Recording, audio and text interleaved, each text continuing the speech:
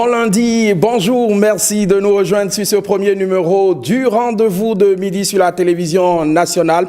Vous le savez, quand c'est lundi, nous parlons agriculture. Nous allons enlever à un moment donné la grille pour parler culture en fin d'émission sur le débat. Mais avant ça, nous parlerons TIC avec Kakutichi Yevedo, notre spécialiste en technologie de l'information et de la communication. Avant d'apporter tous ces sentiers, je vous propose de commencer en musique. Ils viennent de sortir leur premier EP, le mouvement Adjapiano, qui a commencé il y a environ un an dans l'escarcelle de la musique urbaine béninoise, a bien accouché d'un EP de 6 titres. Je vous propose là et maintenant une collaboration entre Gis Instagram et WP Baba Djedje, joli clip tourné à Bruxelles. Tu me connais. Agbachela mi lo kabo nu mi yan, mi fogo jibo lo ka onu mi yan, ye fogo karo so pe nu mi lewe, mi le mi ka fobo lo dobu tegbe. Bo kanu ho moto yo yo vepe. Do avi ma de me pali. Voilà mi pedo mo, c'est comment, c'est Dieu qui m'a donné mon argent. Qu'est-ce qu'il y a, charismatique comme chant. Dieu m'a béni plus de 100 glia. Tu peux m'appeler Baba Milia. Olemi Mondodi. Olemi Pedoma. Dakwete hakuno huamide. Etemi vedo ya.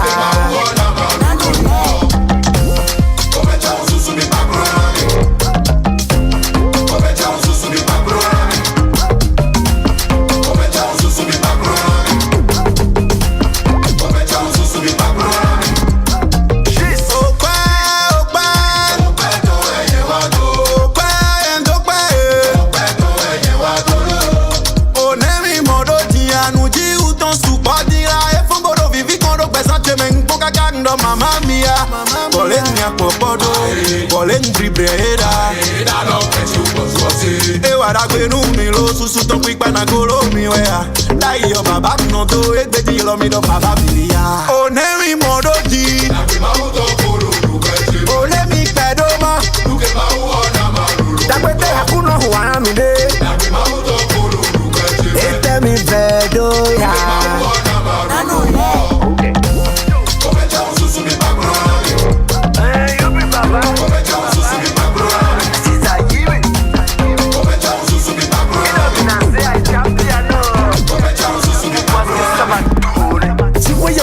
Mau, preseba komanda mau. Yo pato yenye falu, Adjapiano in the street mi gadu.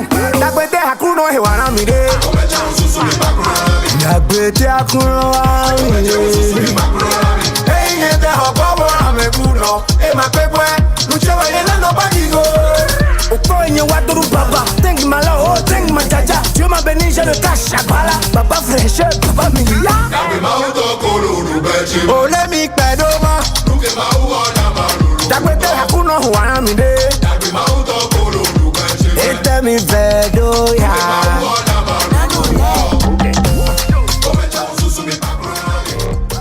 Du Adjapiano pour rendre gloire à l'éternel Dieu. Le titre c'est Mikpa Maou, Mikpa Klunon Hami. Voilà.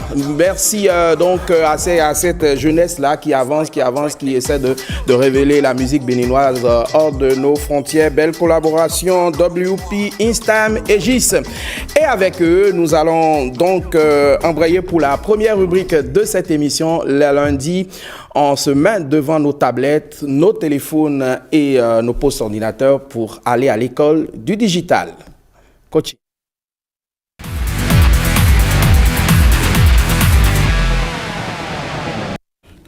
Et le professeur est déjà en plateau. Monsieur le professeur, bonjour, bienvenue, bon lundi. Bonjour et merci. Alors, vos milliers d'élèves, d'étudiants sont tout cuits pour vous écouter. Et aujourd'hui, vous nous amenez aux opportunités de la livraison du e-commerce. Oui. Et attention, ce n'est pas qu'une opportunité, il peut y avoir des pièges, vous nous dites. Exactement. On veut parler essentiellement de ce qu'on appelle la livraison gratuite. Quand vous faites du e-commerce et que vous offrez la livraison gratuite et le paiement à la livraison surtout. Le paiement à la livraison, quels sont les risques que vous encourez et puis comment remédier à cela pour amener le client à payer avant la livraison. Donc, on va parler de ça aujourd'hui. Très bien. Alors, lorsqu'on parle de paiement à la livraison, est-ce que cela respecte un certain nombre de méthodologies? Il faut dire que non du tout. Pas du tout. Le paiement à la livraison, c'est un système qui est utilisé essentiellement en Afrique, et donc au Bénin. Et c'est arrivé à cause de beaucoup de problèmes en réalité qu'on n'a pas encore résolu au niveau du e-commerce africain. Le problème surtout est au niveau de la confiance que l'acheteur il a envers le vendeur qu'il ne voit pas. En Afrique, on a l'habitude de nous rendre au marché, de voir le vendeur et d'échanger physiquement. Mais maintenant, quand on vend en ligne, on a beaucoup peur. Cette peur existe aussi dans les autres pays, dans les autres continents en Europe, mais de l'autre côté, ils ont pu régulariser les choses et c'est rentré dans l'habitude des consommateurs de payer avant de recevoir livraison. Mais ici, en Afrique, quand tu demandes à quelqu'un de payer avant de recevoir livraison, il a peur et il dit automatiquement non. Alors, les vendeurs, pour pouvoir vendre, ont amené la méthode de paiement à la livraison. Ça veut dire que le client, il reçoit le produit, il regarde le produit avant de payer en cash. Voilà. Donc, ça crée sérieusement deux problèmes. Et quels sont les problèmes que ça peut créer? Quels sont les manques à gagner que ça peut amener au vendeur? Le vendeur endosse tout le risque en réalité de livrer son produit, de vendre son produit sans paiement. Sans paiement. Mais l'acheteur, il n'a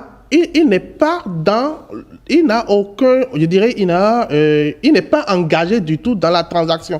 Donc l'acheteur se voit, ok, c'est comme un service qu'on me rend, je peux refuser comme je peux accepter. Et c'est ce qui se passe réellement.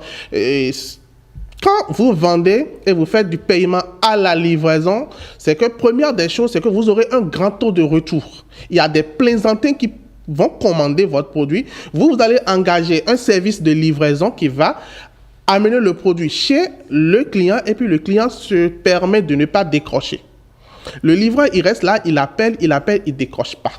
Donc le livreur est obligé de revenir avec le colis et c'est à vous, marchand, de payer les frais, le service de livraison après. Donc, ça crée ce problème-là. Il y a aussi des problèmes de retour de produit. Le client, il reçoit le produit, il regarde le produit et il refuse de prendre le produit pour une raison qui n'a pas de sens. Une question de qualité, par exemple. Non, si c'est une question de qualité, ça a de sens. Moi, par exemple, j'ai refusé de prendre des produits pour une question de qualité. Parce que ce n'est pas le produit qui m'a été présenté.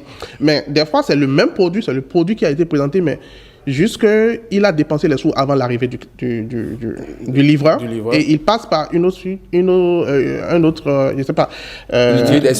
excuse, merci, pour dire non, je ne prends pas le produit. Et là, le vendeur, il est obligé d'encaisser le truc là. Donc, alors, il y a un grand taux de retour de marchandises en réalité. Donc, les vendeurs qui font le paiement à la livraison doivent s'attendre à cela et doivent pouvoir faire de sorte que ça puisse pas trop gêner leur business et doivent amener les clients. Justement, quelles sont les stratégies en tant que e-commerçant pour éviter ce grand taux de retour et de perte? Voilà, il y a des stratégies. Déjà qu'on comprend le problème, c'est un problème de confiance au départ. Alors, en tant que vendeur, il va falloir que vous puissiez donner confiance à vos clients. Donc, et être ferme à un moment donné avec le client, lui expliquer le problème dans lequel vous êtes. Déjà, donnez confiance à vos clients. Il faut que vous soyez sur les réseaux sociaux tous les jours et que le client puisse vous voir. Quand les clients vous voient sur les réseaux sociaux tous les jours, ils ont cette confiance en vous, en la personne que vous êtes et non en votre business, en votre entreprise. Quand vous êtes sur les réseaux sociaux tous les jours et vous vantez vos produits et tous les jours comme ça, le client, il a confiance en vous et là, il peut acheter. Et quand le client, il passe commande, d'accord, et que vous permettez le paiement Déjà, il faut permettre les deux procédures. Le paiement cash avant la livraison et le paiement à la livraison. Quand le client insiste pour payer à la livraison, il faut lui expliquer le problème qu'il y a. Il faut lui dire, monsieur, on n'aime pas ce mode de paiement-là parce que, voilà, la plupart des fois, les livreurs viennent et les gens ne décrochent pas. Je pense que fondamentalement, c'est l'un des problèmes phares parce que ne pas s'entendre au début, c'est ça qui crée réellement les problèmes. Donc, il faut expliquer le problème au client et il faut dire au client, il faut être exigeant que, s'il vous plaît, monsieur, décrochez votre téléphone quand le livreur sera là. Il va vous appeler avant de prendre la route et il va vous appeler à destination.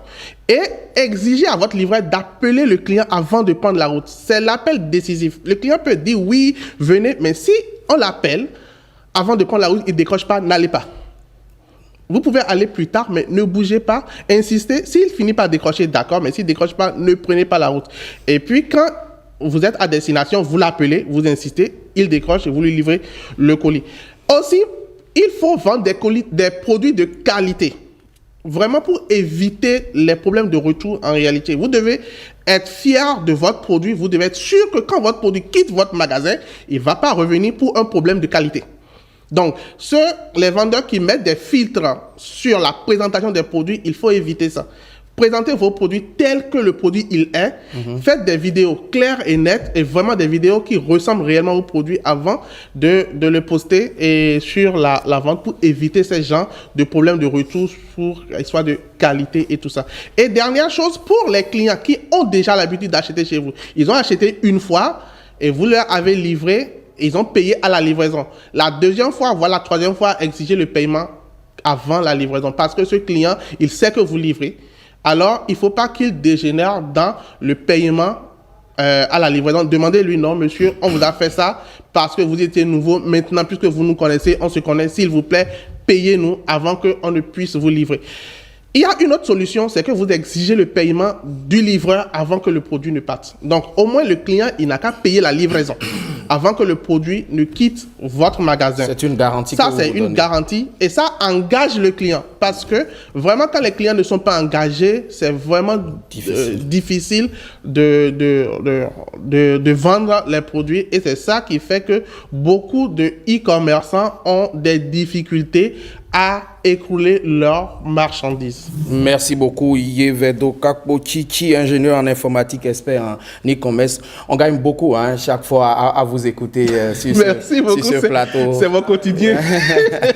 Alors, Jean-Pierre Moutikiki, bonjour. Bonjour. Merci d'être là.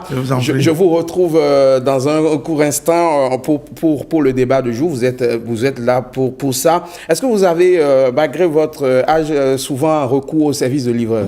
Non, je ne suis pas habitué. Ça, c'est pour les jeunes, c'est pour... Je m'en doutais. Francis Rozou. Oui, je suis là. Bonjour. Bonjour. Bon, un peu plus quand même. Hein. Quoi? Plus quoi? Livraison. Oui, ça. Si tu n'as pas de site, si tu n'as pas de notin, je n'achète rien chez toi, rien en ligne, rien du tout et rien. Parce que la plupart de ceux qui sont dans cette histoire-là, ça liste le nom de ceux qui ont des renommées. Si vous voulez vous respecter, même si vous n'avez pas un magasin, allez rester à côté de quelqu'un. Ayez une adresse. Au moins, quand on vient là, on vous trouve une fois, on peut vous faire confiance. Mais rien que WhatsApp, qui on donne. Vous voyez, il y a une génération voilà, à convaincre qui doit adhérer à la question de l'e-commerce. J'ai sciemment posé la question parce que quand je vois... Non, mais je me plaît de vous poser la question. Si vous voulez commander un beau vêtement comme vous l'avez là et qui est en France, et que vous voyez le vêtement sur Internet, vous faites comment? Attends, c'est mon oncle et ma tante qui se sont organisés pour me baser pour que ça soit la veste de France là que je dois porter. À quelle occasion? Pour mon investiture en tant que président de la République ou bien pourquoi? Pourquoi j'irai chercher une veste en France pendant qu'un artisan est ici et il fait bien le truc là, à qui je peux donner à manger dans mon pays? Vous pensez que j'irai acheter en ligne en France? Où est le mien? Vous voyez, non. Je pense que c'est une question générationnelle et surtout sociologique. Vous voyez, les questions liées au numérique, au TIC, c'est... Une enquête révèle que c'est un peu plus vers la course voilà, à partir de quoi 40 jusqu'à qui utilisent vraiment les pépés, mémés.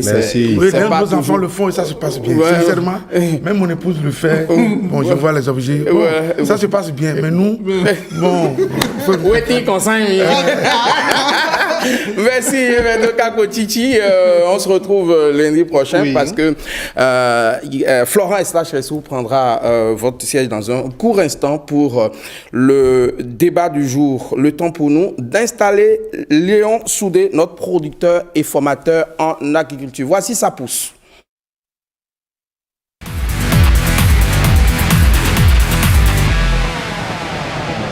Ça pousse pendant que Florent Estache fait son entrée sur le plateau. On va le pousser, lui, à s'installer le temps que... Léon Soudé, bonjour. Oui, bonjour, monsieur Léon. Merci d'être là et de toujours nous édifier par ces conseils-là chaque lundi. On va parler une fois encore agriculture. Oui. Et aujourd'hui, vous nous amenez faire carrément du business agricole. Voilà. La pastèque, une opportunité d'affaires. Oui. Pourquoi la pastèque? D'abord, la pastèque, c'est un fruit qui n'est pas du tout compliqué à produire. Et puis, c'est encore un fruit qui est beaucoup demandé. Et puis, c'est encore cher sur le site. Donc, si vous décidez de vous lancer dans la production de pastèque, vous allez vous faire beaucoup d'argent. Hein. J'en sais quelque chose. Très bien. Commençons déjà par la clarification entre pastèque et melon. Parce que c'est deux fruits souvent qui se ressemblent. Quelle est la différence? D'abord, la pastèque et le melon, c'est des fruits qui appartiennent à la même famille. Mais la différence, tout de suite, vous allez sur le marché, la différence entre la pastèque et le melon a très souvent de la couleur jaune que vous avez. Donc, ça a plusieurs formes. Il y a la forme allongée, la forme ronde aussi. Pareil pour la pastèque aussi. La pastèque, vous l'avez qui a une forme plus grosse que le melon. Et puis, ça a très souvent de la couleur vert clair, soit vert foncé, soit la couleur noire, soit la couleur rayée, comme vous l'avez à l'écran. Très bien. Ceci étant, quelles sont les techniques de production de la pastèque? Parce que Francis, il piaffe d'impatience d'aller reproduire ça sur sa nouvelle parcelle à Zé. Pour ça, il n'y a pas de souci. Bon, la pastèque, d'abord, si vous voulez produire, c'est le choix de la variété d'abord. Parce qu'il faut avoir une variété qui est adaptée au climat de là où se trouve votre site. Si vous choisissez votre variété que vous voulez faire, vous préparez maintenant le sol pour ça, comme on a l'habitude de le faire, vous préparez correctement. Il y a plusieurs types de préparation. Le sol où vous voulez mettre ça, vous pouvez mettre ça à sol ras. Vous pouvez aussi préparer des bidons hors sol ou bien des pots hors sol pour produire votre pastèque. Donc, après la préparation du site, il y a le semis que vous opérez. Et puis ensuite, ce qui est le suivi régulier, vous essayez de suivre ça pour que les insectes, les ravageurs et les attaques ne les embêtent pas. Jusqu'à ce qu'à une période donnée, vous faites l'apport qu'il faut. Oui, poursuivez. Chaque fois, c'est 2 semaines, deux semaines d'écart que vous avez pour faire les apports et le nettoyage, tout ce qui concerne le suivi. J'ai une production de pastèque sur 1 hectare au bout de combien de temps? Il y a des variétés déjà à partir de 2 mois et demi. Ouais. Vous avez commencé votre récolte déjà. Oui. Il y a des variétés aussi à partir de 2 mois. Vous commencez votre récolte déjà. La récolte, ça se fait très souvent par tri. Donc, parce qu'il y a des fruits qui grandissent vite. Puisque, donc, c'est entre 2 mois et 3 mois.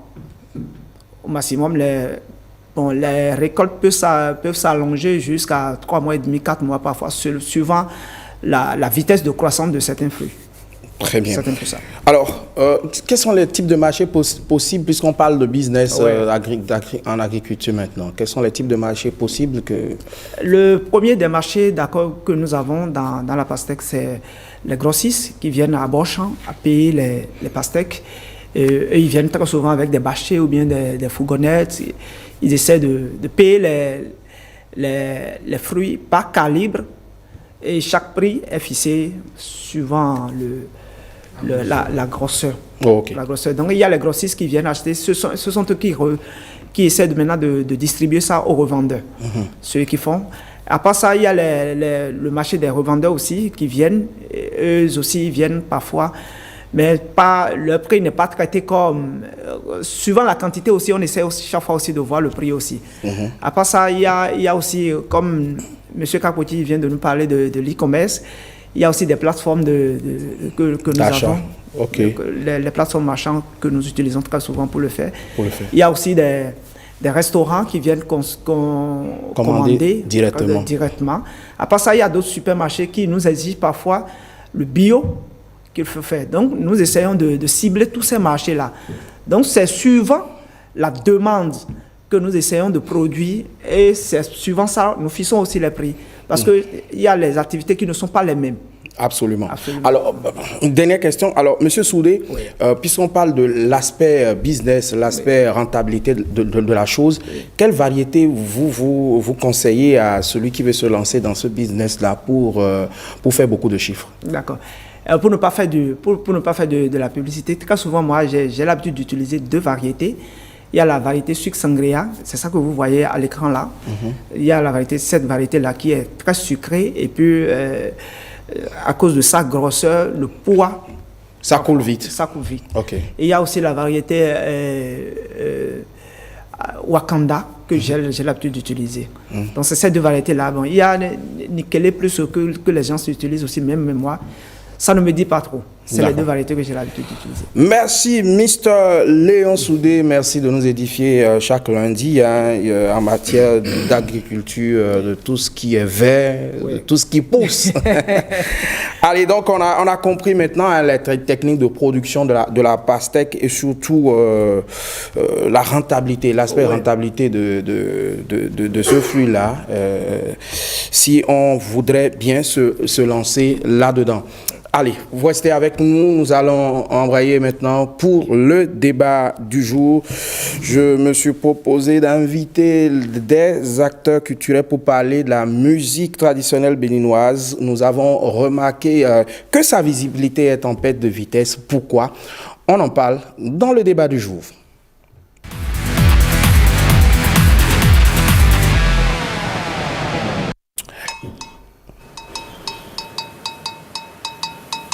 Gankeke idondo etondo konawa gankeke idondo etondo konawa ohura idonunda edondo konawa brikiti godonu atomora konawa ènìyàn gbẹtọho pẹ̀lú tọ́ra hàn mí dẹ́mẹ̀ ènìyàn gbẹtọho pẹ̀lú tọ́ra hàn mí dẹ́mẹ̀ déèrà mi kasọ́ jùlọgbọ̀n mi jẹ́rìí oṣù mi lára ènìyàn gbẹtọho pẹ̀lú tọ́ra hàn mí dẹ́mẹ̀ ènìyàn gbẹtọho pẹ̀lú tọ́ra hàn mí dẹ́mẹ̀ déèrà mi kasọ́ jùlọgbọ̀n pẹ̀lú tọ́ra pa wọ́n mi tán. àwọn ọmọdé nà tó mẹ́ra mi òhà tó mọ́dọ̀ na tó mọ́ ya mi gbẹ̀tọ́lẹ́ tó kúnlọ́ mẹ́ka o ìbòkà sọ̀rọ̀ kúnlọ́ ní sí ọ gbẹ̀tọ́lẹ́ tó gbẹ́rọ́ mẹ́ka o ìbòkà sọ̀rọ̀ gbẹ́ ní kíjà gbẹ̀tọ́lẹ́ tó kúnlọ́ mẹ́ka o ìbòkà sọ̀rọ̀ kún ní sí ọ gbẹ̀tọ́lẹ́ tó gbẹ́rọ́ mẹ́ka o ìbòkà sọ̀rọ̀ gbẹ́ ní kíjà déèrà gbẹ́ kó tènìyàn gbẹ̀dọ́tọ́lá ń pa wọn ètò ènìyàn gbẹ̀tọ́ gbẹ̀dọ́tọ́lá hàn mí débẹ̀ ènìyàn gbẹ̀tọ́ gbẹ̀dọ́tọ́lá hàn mí débẹ̀. Betoro, le titre que nous propose le fils de Zancan Symphorien à l'état civil, Pidi Symph, voilà, qui nous aide à introduire ce débat-là et nous allons mener la discussion avec Francis Rossou. Il est acteur culturel, présentateur live et avec nous un visage bien connu des Béninois. Francis, merci d'être là une fois encore. Je ne cesserai jamais de t'appeler mon président Tigan parce que tu fais beaucoup pour nous, les animateurs professionnels. Merci aussi pour ce que tu fais pour la culture béninoise ici et ailleurs, petit à petit, comme l'aîné que j'ai, pour ne pas dire les aînés que j'ai en face de moi. Toi-même, tu rentres dans l'histoire.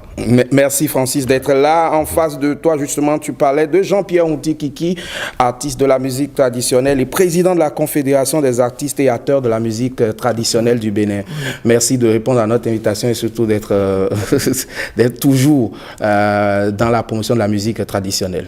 Je vous en prie. Je suis très heureux aussi d'être sur le plateau. Et puis, mon collègue Florent Eustache-Ressou, que je dis docteur Florent Eustache-Ressou, oui, ce titre-là, à cause du thème sur lequel vous avez travaillé, voltige plus haut que le titre de journaliste que vous êtes d'ailleurs à la base, ancien directeur du Ballet National. Merci d'être sur ce plateau et de tout ce que vous faites pour la culture béninoise. Merci, c'est moi. Et justement, la discussion commencera par vous. Vous et moi, nous sommes dans une position qui nous permet de faire, je ne sais pas, une remarque, d'observer une certaine chose. Je ne sais pas si vous l'avez, un peu comme moi, remarqué que la promotion de la musique béninoise, c'est-à-dire la visibilité, le positionnement de la musique traditionnelle est carrément en régression. C'est relatif, hein, parce que je ne sais pas trop s'il y a eu des études qui l'ont montré. Vous savez, nous, quand on prend la parole, on parle comme des scientifiques. Est-ce qu'il y a eu des statistiques qui l'ont montré? Mais bon, je peux accepter quand même que ça donne l'air, puisque aujourd'hui, nous fonctionnons sur les NTIC et les méthodes. C'est beaucoup plus facile de promouvoir une musique promue enregistrée sur de la boîte à musique, et ça porte plus facile que toute cette lourdeur de la musique traditionnelle. C'est toute une orchestration, c'est beaucoup de gens derrière, etc., etc. Ça fait un. Et de deux, la nouvelle génération n'est pas forcément porteuse de sa culture. La nouvelle génération de TikTokers, d'influenceurs ne répond pas de sa culture. Nous avons des gens qui s'en fichent éperdument, qui sont beaucoup plus extravertis, qui vivent beaucoup plus de ce qui vient d'ailleurs, de ce qui vient de la toile, que de ce qui est ici qu'on doit promouvoir. Donc c'est tout ça là qui donne l'impression que la musique traditionnelle n'est pas promue, mais la musique traditionnelle vit très bien. Tous les week-ends, tous les samedis, tous les dimanches, les dots, les obsèques et tout, les gars sont là, le sodabi coule à flot, les acapellas fonctionnent et les gens dansent à foison. Béziers ne s'est jamais reposé, comment à l'épée grand ne sait jamais, bien qu'il soit CA, les gars qui ont toujours démarché, mais c'est vrai que ce n'est pas véritablement à l'écran. Quelle lecture faites, Francis Rossou, quelle lecture faites-vous de la question? Non, moi je pense que docteur Florent Ressou a déjà dit l'essentiel, hein, c'est relatif. Mais moi, là où ça m'écoeure, c'est au niveau de nos DJ, hein, pendant les manifestations. Quand vous rentrez dans une soirée dansante ou bien dans une réception, etc., les premières musiques que vous entendez distillées par le DJ, c'est des musiques venues d'ailleurs. Et sur ces genres de fêtes-là, c'est quand les gens sont saoulés et ils ne connaissent plus leur nom, prénom là, qu'on dit maintenant qu'on veut ramener les musiques traditionnelles pour finir la soirée. C'est une manière de ne pas promouvoir. Sinon, quand même, les médias, vous faites votre travail. Moi, je pense quand même qu'il y a certaines radios sur lesquelles il y a 2 heures de plage de musique de chez nous. Ici, c'est une télévision nationale. Vous avez l'obligation de le faire. Vous le faites déjà si bien. Et comme l'a dit tout à l'heure le docteur, je pense que c'est effectivement relatif parce que dans nos contrées, dans nos villages, etc., pour les cérémonies, vous ne pouvez pas appeler, je ne sais pas, quel artiste de musique, bon, lui, c'est pas un Béninois, je veux voir un Béninois qui fait de la musique moderne, purement moderne, vous ne pouvez pas le voir à certaines cérémonies. Par contre, d'autres, ils sont là, plein. Et c'est vrai que ça ne se passe pas sur les réseaux sociaux, donc on a tendance à croire que bon, ça ne marche pas. Mais de vous à moi, il y a des endroits où je suis. Et quand on joue la musique traditionnelle, oh, Michin, arrêtez-moi, ça va donner de la bonne musique. Je dis, mais c'est ce que vous refusez, vous, votre identité. Et je pense qu'il faut mêler la police républicaine à cette histoire-là. Non, pour que, quand il y aura de ces genres de manifestations-là, si chacun ne vient pas avec sa clé USB, avec les musiques de chez lui, là, on va le mettre en prison. Voilà. Alors, je voudrais, Jean-Pierre Kiki, recentrer le débat. Alors, nous ne parlons pas du tout de la qualité de la musique traditionnelle. Nous ne parlons pas de son étendu. Nous voulons parler de l'aspect promotion et visibilité. Surtout quand on prend les plateaux techniques, le flot des concerts qui sont organisés, les présences sur les médias, sur les réseaux sociaux et dans toute autre manifestation. Oui, moi je crois que on devrait plutôt pensé à comment imposer la musique traditionnelle au peuple béninois. Les obliger à consommer. Et avec le temps, ils vont s'habituer à cette consommation. Sinon, la jeunesse, tel que ça évolue, moi quand j'étais président... Ça veut dire qu'il y a un problème. Il y a problème. Ok. Il y a problème d'abord dans la promotion à travers les médias. Quand j'étais président du conseil du bureau béninois du droit d'auteur, le problème a été posé. Les radios nous ont dit qu'il est question de payer les redevances. Mais quand ils diffusent les musiques de l'extérieur, ils ne sont pas persécutés. Et donc, diffuser la musique béninoise, la musique traditionnelle, ça leur fait des frais et ils sont obligés d'éviter. Deuxième chose, il a été constaté que la musique urbaine, dont vous faites surtout la promotion, amène la jeunesse à négliger, à rejeter la musique traditionnelle. Alors que cette musique-là, actuellement, elle vit même mieux qu'avant. Parce qu'avant, nous ne travaillions plus, nous ne faisions plus l'effort de la création. On est attaché par un fond et tout le monde courait après le fond et on ne produisait plus comme il fallait. Aujourd'hui, les gens travaillent dur et ce qui est sur les scènes, dans les manifestations, dans les cérémonies, il faut aller dans l'OM voir. C'est tous les week-ends. Ils sont en activité. Ils sont en activité. Léon Soudé, est-ce que vous avez également une casquette, j'allais dire, d'artiste. Est-ce que dans vos sorties, dans vos événements, est-ce que vous remarquez aussi que la part qui est donnée à la musique moderne est un peu supérieure à celle de la musique traditionnelle? Oui, je le remarque très souvent. Bon, si moi j'ai quelque chose à dire, surtout nous, notre génération aujourd'hui, nous avons très souvent une facilité à diaboliser nos propres cultures. Très souvent. Je suppose que nous sommes dans une manifestation donnée et toi, en tant qu'artiste, tu es là, vous êtes entre jeunes, vous êtes là, on dit artiste. Et chacun prend le micro, il essaie de fredonner tout ce qu'il veut. Toi, tu viens là, tu commences à chanter, il y a des noix d'Yakoui par exemple, tu commences à faire... On te traite de celui-là maintenant, lui il vient d'où quand même? C'est un villageois celui-là. Et puis on commence par te donner une certaine image donnée. Donc c'est ça qui fait aujourd'hui que... Moi j'étais très content tout à l'heure quand j'ai entendu le... Pidicin, que j'adore beaucoup. Parce que moi j'aime écouter les grands. J'aime piocher très souvent mes idées de Yedenoa Diakoui, Alekpe Ranhout, les anciens. Quand on les écoute, on sait que c'est des philosophes, c'est des gens qui sont en contact avec la nature. J'étais très content dans le premier clip que vous avez joué de notre frère qui avait tourné en Bruxelles, là, de prendre le fond, une chanson de pêcheur de notre Didolanvi Félix pour faire du Adja piano et faire de tout. Moi, je suis très content d'entendre des trucs comme ça. Aujourd'hui, ce que moi je souhaiterais, c'est que nous cherchons, comme l'a dit mes aînés, nous cherchons un moyen d'imposer notre musique. Vous allez au Sénégal, par exemple, aujourd'hui, maintenant, il n'y a pas... Même quand ils font du salsa, tu sais que c'est du salsa, mais il y a du mbala au fond.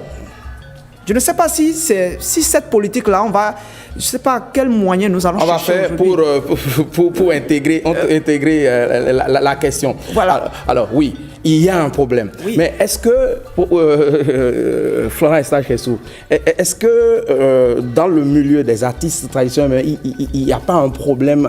C'est vrai qu'on parle de la jeunesse, des consommateurs, on parle des médias, parce que les différentes interventions tout à l'heure ont tiré sur les consommateurs que sont la jeunesse, les médias et tout ça qui n'accompagnent pas. Je vais vous dire, moi, quand j'essaie de préparer une émission et je veux faire de la diffusion de la musique traditionnelle, j'ai un problème de qualité, par exemple, sur les visuels. Les artistes de la musique traditionnelle ne font plus d'efforts pour tourner. D'abord, ils font très peu de clips. Et les clips que vous retrouvez d'eux sont de tournées de Mathusalem et sont en 360p et ne sont pas au bon format, ne sont pas HD. Aujourd'hui, on parle de streaming, c'est-à-dire les canaux, les Spotify, les Deezer et consorts. C'est pas parce que, est-ce que vous ne pensez pas que c'est pas parce que c'est de la musique traditionnelle qu'il ne faut pas exploiter les outils modernes de promotion? Parce que là, nous parlons de la visibilité de la promotion? En réalité, c'est un problème holistique, c'est un problème général. Le béninois est d'abord complexé. Il y a beaucoup de facteurs qui contribuent à ce qui se passe. Le béninois d'abord n'aime pas sa culture en général. C'est-à-dire que lorsque tu es béninois et que tu sors quelque chose, tu apportes quelque chose qui est venu de Paris, de Bruxelles, franchement, quoi, tu es branché. Mais lorsque tu commences, moi je suis un promoteur, je suis un mordu, c'est-à-dire qu'à vie, je fais la promotion de ma culture de A à Z et j'ai des problèmes automatiques avec des gens automatiquement contre ce qui se passe chez nous ici. Donc nous avons ce problème-là. Et il faudrait que des gens aiment d'abord leur culture, il faudrait que les gens décident. Sinon, regardez le challenge Gogongongbo là. Est-ce que c'est un clip? Est-ce que c'est quelque chose d'extraordinaire? Non, mais c'est quelqu'un qui a sorti ça et ça a fait tout ce que ça doit faire. Et il y a plein de trucs également qui évoluent. Et donc, quand vous prenez aujourd'hui les musiciens traditionnels ont une manière de fonctionner que la jeunesse aujourd'hui ne partage pas. Parce que c'est les onomatopées, parce que c'est du bruit que la jeunesse veut. On veut quelque chose de vraiment beau. Mais les autres, ils prennent le temps, ils prennent le micro, ils s'habillent 3 pièces et ils posent de la philosophie. Et maintenant, quel est le jeune qui va attendre qu'on finisse Florent Essou, donc il n'y a rien à reprocher au milieu de la musique traditionnelle par rapport à cet état de choses, à la promotion, à la visibilité. Non, le milieu est victime de tout ça. Sinon, les musiciens traditionnels ont du talent. On a vu Pidissem, Bézé, Alec Pegraou, Anis Pépé, Dido, tous ceux-là, qu'est-ce qu'ils ont fait? Et Elliot Djodji. Pour qu'on leur reproche, on n'a rien à leur reprocher. Mais ils sont malheureusement dans un pays où les gens sont complexés. Les gens n'aiment pas leur culture. Du point de vue spirituel, du point de vue artistique, du point de vue stratégique, nous détestons ce qui nous appartient. Ça, c'est clair, ça. Vous en savez quelque chose. Je ne vais pas entrer dans les vaudous, etc., etc. Chaque fois que quelque chose est de nous, que nous avons envie de promouvoir, c'est encore des Béninois qui tirent à boulet rouge sur tout ce qui nous appartient. Jean-Pierre Onté Kiki. Oui, le docteur a abordé un aspect capital. C'est que vous savez que le truc est bien. Quand vous écoutez Alec Pegraou, vous êtes à l'aise. Mais il n'y a personne pour l'accompagner à réaliser un clip digne de ce nom. Il n'y a personne. Et il fait l'effort de sortir quelque chose et vous trouvez que ce n'est pas bien. C'est le problème, ça. Mais dans les autres pays, et surtout au Nigeria tout près, mais je ne veux pas dire que la production, le contenu des morceaux, quand vous demandez aux gens de vous expliquer, il n'y a rien. Mais c'est la qualité du travail fait sur l'album. C'est la réalisation qui a été sophistiquée, qui a été faite scientifiquement bien, techniquement bien. Et aujourd'hui, les enfants sont emportés. Taïwo. Ils ne comprennent même pas. Ils ne savent pas ce qu'on appelle Taïwo. Et on dit Taïwo. Et puis bon. Mais pourquoi chez nous, il n'y a personne?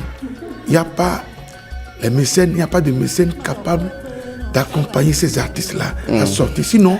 Jean-Pierre Onté Kiki, mais il faut déjà en avoir la volonté. Est-ce qu'aujourd'hui, les artistes de la musique traditionnelle que nous avons ont un plan de carrière? Est-ce qu'ils ont un staff? Parce qu'aujourd'hui, la musique, c'est de l'industrie. On parle aujourd'hui des industries créatives et culturelles. Est-ce qu'ils ont un manager? Est-ce qu'ils ont un directeur artistique? Est-ce qu'ils ont un graphiste? Est-ce qu'ils ont un monteur? Après, les moyens, ça vient après, mais il faut déjà bâtir sa carrière. Je me demande, je vous fais la question, Francis, rapidement.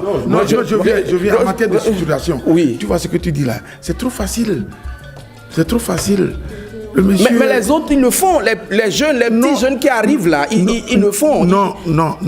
Ils ont plus de moyens que les doyens. La dernière fois, j'étais sur... Benetop 10. Benetop 10. C'était beau. Quand j'ai suivi cette jeunesse, il y a un dedans qu'on a tout gang quelque chose là. T-gang. Oui. Magnifique. Il s'est inspiré de la musique traditionnelle. Absolument. Et les paroles, il y avait de la parole, il y avait de vrais messages. Et la qualité du travail, c'est parce que il est du domaine, il est lui-même un arrangeur, il a un studio. Et il a eu le temps de faire le travail. Il a les moyens pour faire le travail. Maintenant, si vous demandez à un artiste de glasouer, d'aller chercher un manager, de trouver des gens pour l'accompagner, et qui va payer? Est-ce que lui-même il arrive à se nourrir pour payer quelqu'un? On va écouter Francis rapidement. C'est un débat politique, mais je veux bien qu'on m'accorde le même temps que mes prédécesseurs parce qu'ils ont tout pris. Ils ont tout dit si bien que je vais les répéter. Mais ce que je dis, moi, j'ai un problème avec les artistes et je vous rejoins. Un artiste doit savoir qu'il a une entreprise debout. Il ne peut pas être seul. Mais nous ne sommes pas habitués au partage. Je trouve 1000 francs, j'empoche les 1000 francs, je n'ai pas de compte à rendre à quelqu'un. Moi, j'ai vu un peu Florent Essa Khessou promouvoir des gens ici dans ce pays, tout ça là. Je ne sais pas combien de personnes lui ont dit merci après. Je ne sais pas combien de fois même on a dit merci en chantant son nom dans ces chansons-là. Ce n'est pas affaire de glasouer. Je peux être à glasouer et dire que je sors de mon glasouer pour aller me chercher et avoir un nom. C'est-à-dire que c'est des gens qui sont d'abord brouillons. Et ils veulent rester toujours dans leur brouillon là. C'est-à-dire que comme ils sont habitués à l'animation des manifestations funèbres et tout ça là, c'est le même schéma partout. Vous les appelez, ils doivent manger copieusement d'abord. Vous voyez, façon même de laver la main et d'essuyer le truc là. Donc, c'est-à-dire qu'il y a tout ça. Le monde d'aujourd'hui, là, il y a une formule standard. Si vous n'avez pas cette formule-là, vous échouez.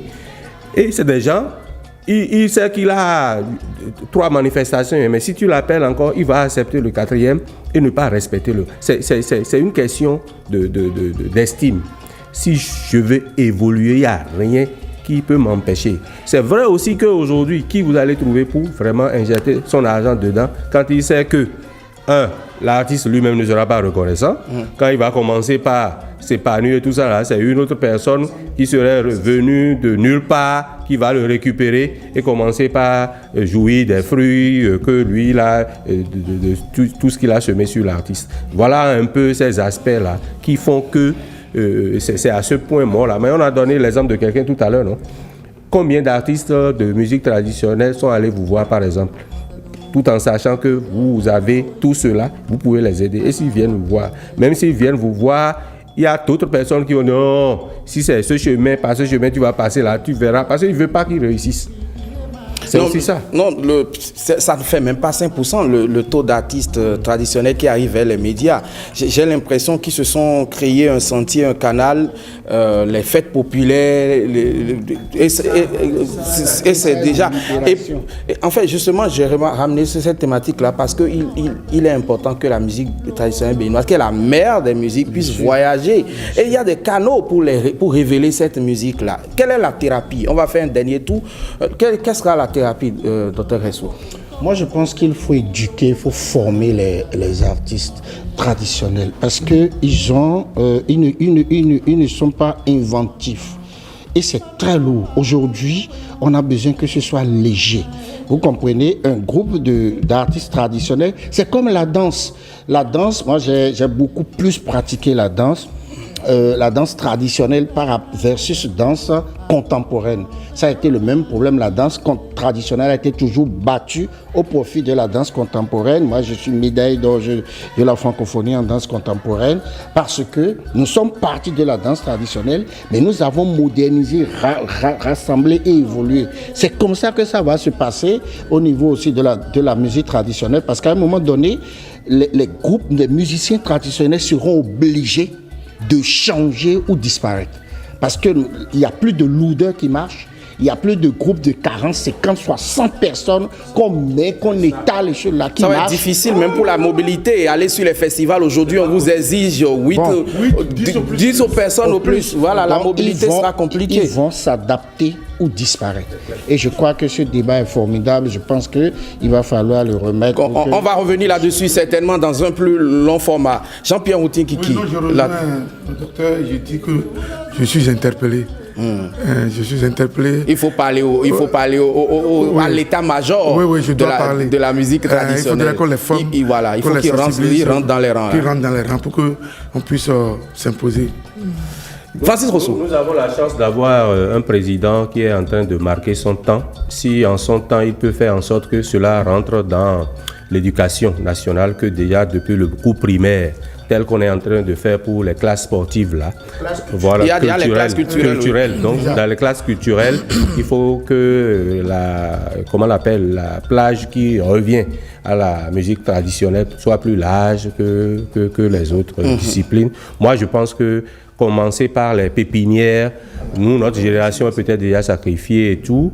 Et nos enfants peut-être vont relever le défi à notre place. Je pense que ce serait ça. Léon Soudé. Oui, bon, je rejoins le docteur par rapport à c'est une politique de sensibilisation. On va les former et les éduquer dans ce sens pour que ça aille bien. Sinon, comme ils ont dit, on finira par disparaître. Hein. Absolument. Voilà, c'est bien compris, Angéniquez Dorego. C'est donc sur ces mots que nous allons boucler ce numéro de rendez-vous de midi de ce lundi. Vous avez compris, la musique traditionnelle béninoise a de très beaux jours devant elle, mais il faut travailler à la rendre plus visible et surtout conforme aux normes internationales. Merci de nous avoir suivis. On se donne rendez-vous demain, 12h, pour un autre numéro du rendez-vous de midi, juste derrière le JT 13h.